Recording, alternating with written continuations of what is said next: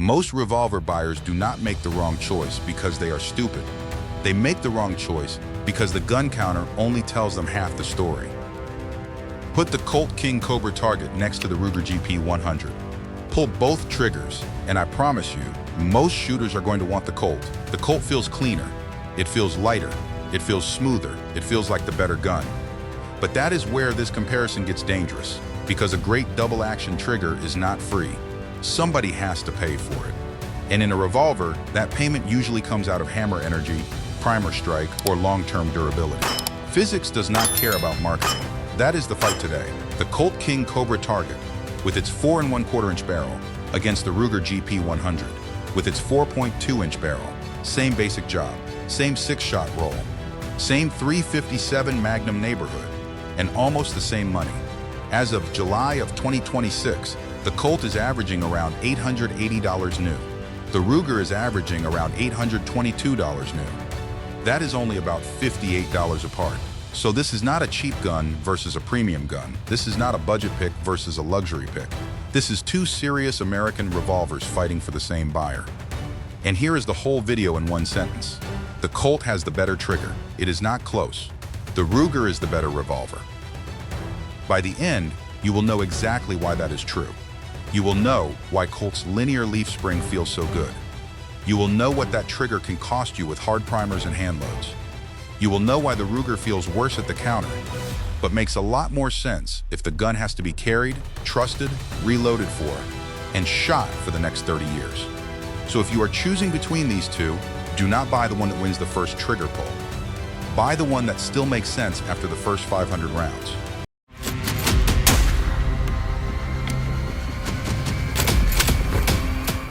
Start with the trigger. Colt earned that. 5 separate reviewers put a mechanical gauge on the King Cobra Target double action pull. One got 9.5 pounds, one got 9 pounds, 7 ounces. One got just over 9 pounds. One got 8.5 pounds. A fifth man, arguing with the first guy, put his own gauge on his own gun and got 6 to 7 pounds. So call the normal range somewhere around 8.5 to 9.5 pounds. And understand what that low number probably means. That was likely somebody's gun being better than the review samples, not worse. Now compare that to the Ruger. A GP100 leaves the factory with a 14-pound hammer spring and a 12-pound trigger return spring. What comes out the other end is a double action pull between 11 and 12.5 pounds. Nobody at Ruger pretends otherwise. That is how the gun ships. So right out of the box, before any spring kit, before polishing, before anybody tries to tune anything, the Colt is about 2 to 4 pounds lighter, and the leaf spring does something the gauge does not fully show. The Colt pull feels even. It does not climb the same way.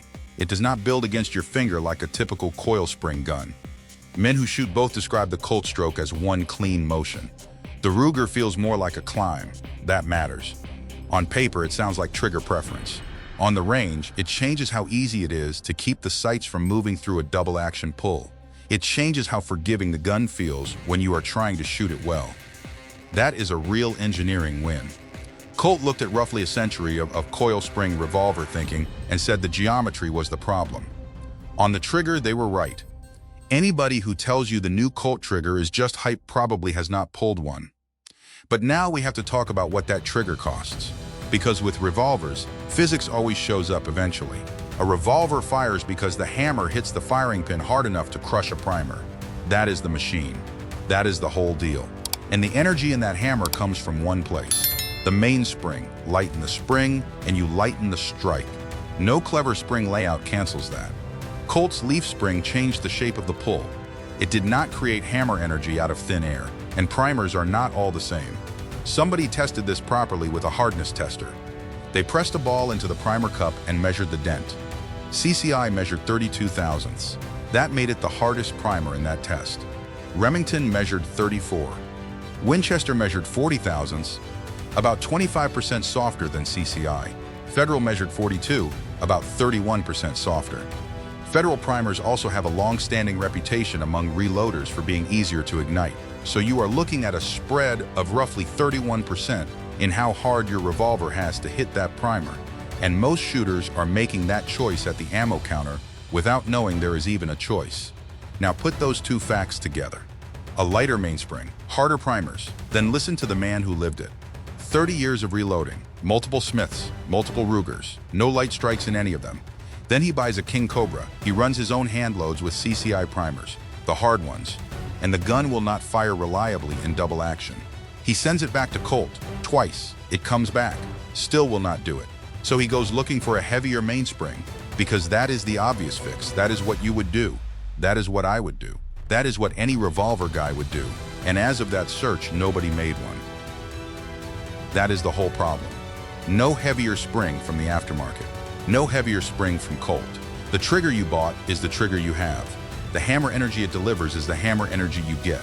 That man sold the gun. And the sentence he wrote afterward is the one that matters. Smith and Ruger both put heavier springs in their revolvers. Then he said he had put lighter spring kits in 2 of his Rugers. And those Rugers still went bang every time. There it is.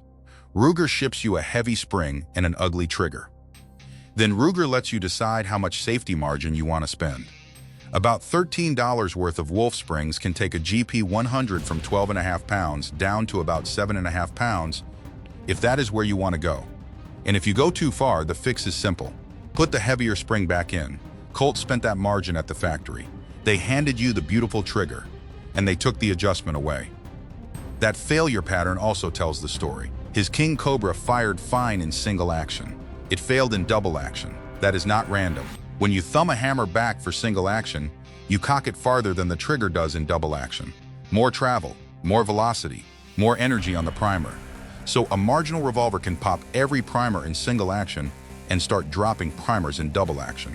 The guy shooting off a bench in single action may swear the gun is perfect.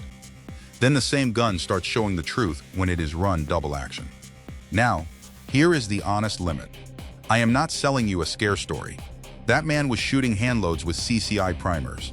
If you run factory ammunition, which is usually loaded with ignition reliability in mind, this problem mostly disappears. His own words were simple. If you do not reload, it is a non-issue. But do not miss what that sentence admits. The gun works if you feed it the easy stuff. That matters. Not because every King Cobra is going to fail, but because serious buyers need to know where the margin went. Now we get to the part that decides the comparison, and it is not the trigger. Read Colt's own press release from January of 2019. Their words describing the King Cobra were very specific. The 6-round capacity differentiates Colt's small-frame revolvers from the competition. Small frame. That word matters. The new King Cobra is not simply a rebuilt 1986 King Cobra. The old gun was based on the Trooper Mark V. That was a medium-frame working revolver. This new gun is built on the Cobra, the .38 Special Snub Colt launched in 2017. So Colt took a small frame designed around .38 Special. They stretched it. Then they chambered it for .357 Magnum, a cartridge running at more than twice the pressure. A revolver can feel fine with .38 Special loads and still tell a different story when full-power .357 Magnum starts pounding the gun. Ruger calls the GP100 a medium frame. It has solid steel sidewalls, no side plate at all, and the cylinder locks into the frame at the front, the rear, and the bottom. The Colt has a side plate. That is not automatically a problem, but it is a door cut into the side of the frame. And it is one more fitment area that has to be right from the factory. Owners have reported screw holes misaligned from the factory. They have also reported a high spot on the plate, catching the ejector ratchet when they open the cylinder. That is not the sort of thing anybody wants to find after paying real money for a revolver. Now look at the weight. Ruger publishes 40 ounces for the GP100. Colt's own listings for the Target have run as low as 28 ounces, though reviewers who actually put one on a scale came back closer to 36 ounces. So take the published Colt number with some salt. Call the Colt lighter by a few ounces. That is the real physical difference, a few ounces. And one of those guns is a medium frame revolver with no side plate. The other is a stretched small frame design with a side plate. Both are firing the same Magnum cartridge. A reviewer who genuinely liked the Colt wrote the sentence that follows from that. He was not trying to be unkind. He said the smaller frame will beat the internals alive with thousands of rounds of ammunition. That is not internet drama. That is a mechanical concern. So the real question becomes simple. Does it happen? The record says yes, and also no. Both sides matter. Here is where the Colt story gets complicated. One man bought a 3-inch King Cobra. second range trip, under 150 rounds, and those were mild 38 special loads. Not Magnums. The gun went seriously out of time. Back to Colt it went. 5 or 6 weeks later, it came back working. Another man bought a Python and a Night Cobra in late 2020. Both went back for cylinder fitment. The Cobra came back fixed. The Python had to be replaced twice. A third man's Cobra did not survive 1 box of ammunition before the cylinder stopped turning. There is also a Firearms board thread with a title that basically says a new King Cobra broke again and again, with the second date right in the title. That is one side of the record. Now the other side matters just as much. A man took a 3-inch King Cobra to Wyoming and Montana for 6 weeks. Temperatures ran from 94 degrees down to 20 degrees. Sun, dust, rain, freezing rain, snow. He fed it full house 357 Magnum loads, heavy bear reloads, factory 38 special loads, mild hand loads, and he never cleaned it. Not once. On purpose. He wanted to know what the gun would do. Hundreds of rounds later, it ran 100%. When he got home and measured it, the cylinder gap had not opened up at all. Both of those men can be telling the truth. That is the point. The Colt is not a sure bet in the same way the Ruger is.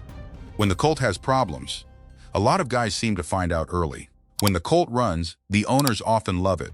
And to Colt's credit, warranty work is often reported as prompt and gracious. The early production problems also appear to have been quietly redesigned. The ejector rod sticking in the crane, the side plate screws, the trigger return spring. All of that appears to have been addressed. But notice the word redesigned, not recalled. The guns already out in the wild may still have the old parts. And nobody talks about the GP100 this way. The closest thing to a complaint I can find from a man who owns both is pretty telling. He said he has encountered enough out-of-time Colts that he is wary of buying a used one. He also said he has never once encountered a GP100 out of time. His 6-inch GP100 and his girlfriend's father's 4-inch GP100 have thousands of full-power Magnums through them. Both still lock up tight. That is Ruger's whole argument. It is not fancy. It is not delicate. Nobody buys a GP100 because it looks graceful under glass. You buy it because it keeps being a revolver after a lot of ammunition. The market seems to understand that. Over the last 12 months, the average new GP100 has gone up almost $18. The average used one has gone up almost $30. Over that same 12 months, the average new King Cobra has gone down about $14. Pricing data is never perfect. Model mix matters, condition matters, barrel length matters. But the trend still tells you something. One of these revolvers is holding buyer confidence extremely well. The other carries more perceived risk. Now the verdict splits, and neither camp is going to love all of it. On the trigger, Colt wins, no contest. I gave you 5 men with gauges to prove it. Call it roughly 9 pounds against roughly 12 pounds, with a stroke that does not stack the same way. If you walk into a shop and pull both triggers, you are probably going to want the Colt, and you will not be wrong about what you felt. That trigger is real. But on the revolver itself, Ruger wins. And the reason is the same reason Colt won the trigger. The lighter mainspring that gives the Colt that beautiful pull is the same lighter mainspring that may not reliably crush a hard primer. And there is no heavier spring sitting there as an easy fix. The smaller frame that helps the Colt carry better is the same smaller frame a friendly reviewer warned could beat its own internals alive over thousands of rounds. The side plate is not automatically a failure point, but it is one more area that has to be fitted right. And some owners have found that it was not right from the factory. Every Colt advantage is the near side of a trade. Colt did not make the far side obvious enough.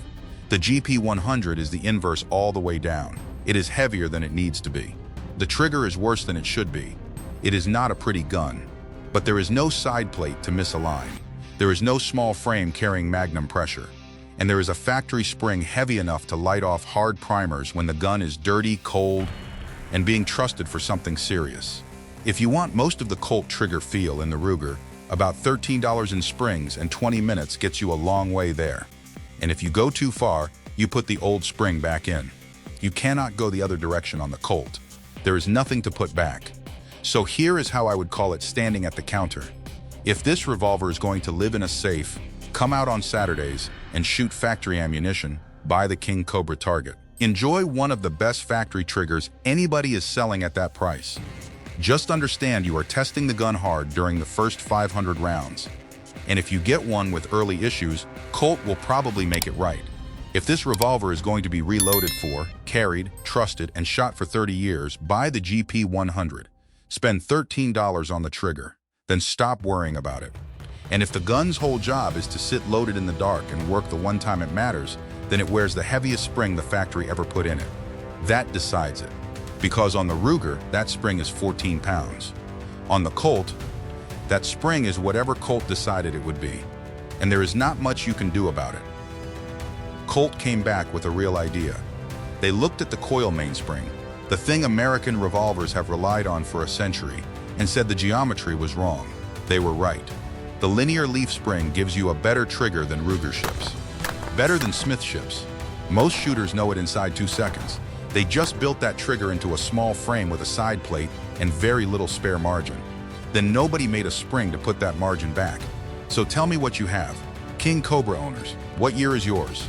How many rounds through it? Has it ever gone out of time? Did it come back from Colt right the first time? Give me the round count, not the feeling. And tell me what primers you are running. GP100 owners, did you swap the springs? What weight did you land on? Did you ever get a light strike afterward? And for anybody who owns both, one question decides the comment section. If you could only keep one, which one would it be? And would your answer change if somebody made a heavier spring for the Colt? Go pull both triggers in a shop this week. Then tell me you did not want the Colt. Subscribe if this one earned it.